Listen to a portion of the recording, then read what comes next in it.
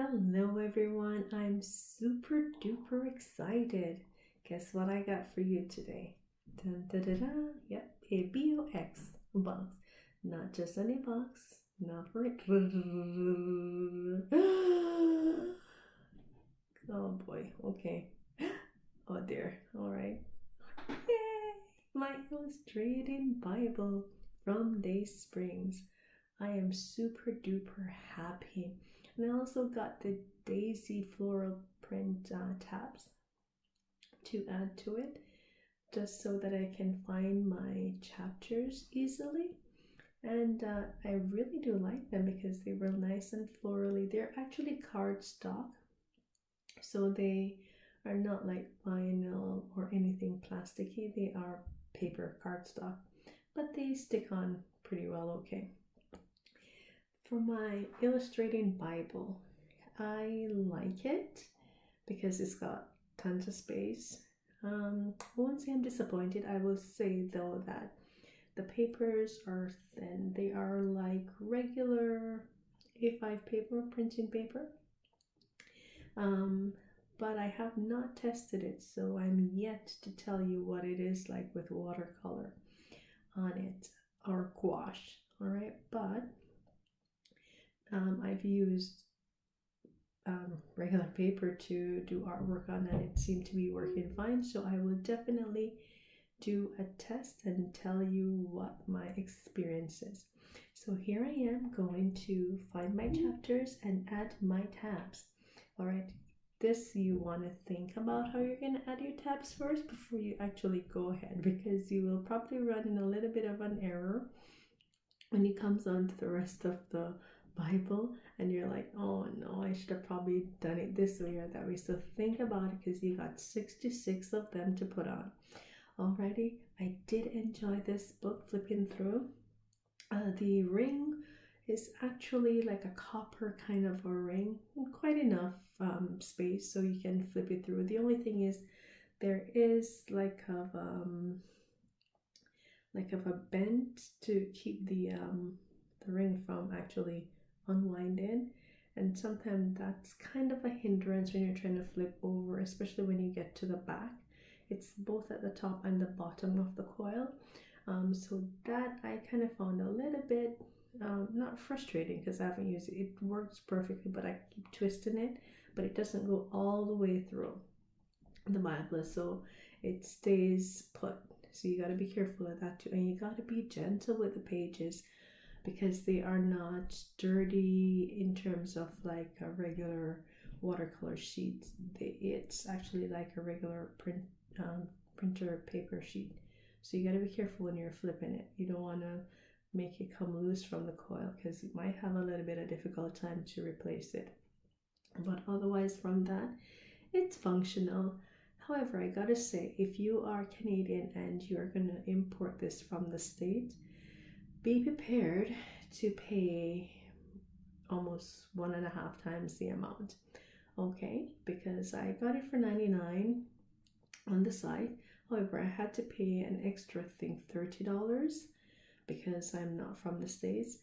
And when I got it, it took almost a month. Well, given quarantine and all of that, I understood it took over a month to actually get to me. Then you got to pay your FedEx fee, so don't forget that. That is almost $20, but it depends on where you are too, so I'm not too certain what a FedEx fee will be individually. So I paid over $150 for the binder for the coil Bible with the set of daisy tab. All right, so just keep that in mind. However, it's an excellent gift, especially if you are a Bible journaler and you are really interested in learning the word, and you want to illustrate the word, and you just really, it's just your thing. Paying that price is not a big deal. Honestly, you will use your birthday money, your Christmas money, you'll use your baby's money. Just kidding, maybe, because you want to get it. I've been watching this video, I think it's Lindsay. Yes, Lindsay, for over a year. And she's the one who first got me hooked on this Bible, the Spring Bible, and I'm very grateful. Thank you, Lindsay. So now I'm able to show others what it is like, and we can do some Bible journaling. Yay!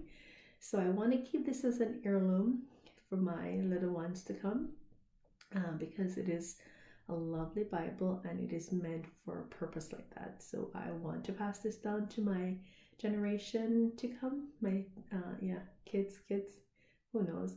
Anyhow, I did this fun thing with the remainder of the Bible tab sticker. I realized that the remainder is actually sticky too. So I will be doing swatches, but in an organized way. Instead of adding my own bars and sheet, I will use it as a guideline for doing my swatches. Yeah, it was a little bit, what do you want to call it? Indecisive as to where to put it, because I didn't want to put it to the edge, and then I had too much weight on one side, and then flipping it over would be an issue. Like, I gotta keep in mind that the paper is delicate. So I decided to put it closer to the coil and we'll work from there. However, overall, I did enjoy working on my tabs and my swatches, and yes, I will recommend it to you if you would like, because it is one of those Bibles that, I didn't want to do any journaling in my other Bibles. I just did not feel comfortable. I journaled in my notebook, or I used the Inspire Psalm to journal in, but this is meant for journaling and watercoloring. So I had no reservation and I didn't feel guilty.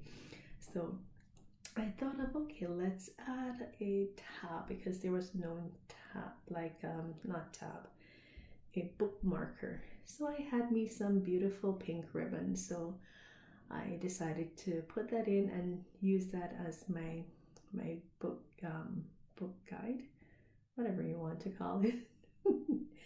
However, the first method did not work out well, because once I tried to open it, I figured there's something going to be wrong in the future when I'm trying to put it to mark my chapters. So I removed it. Yes, I did. I had a little bit of issue, and I did.